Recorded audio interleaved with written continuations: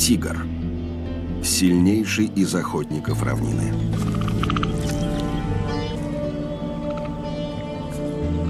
Вес льва достигает 200 килограммов, тогда как тигр представляет собой 300 килограммов чистых мышц, когтей и клыков.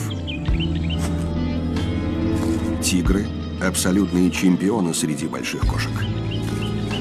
Неуязвимые борцы. Идеальные убийцы. Как и большинство кошек, они приспособились жить одни, в тени плотных лесных зарослей.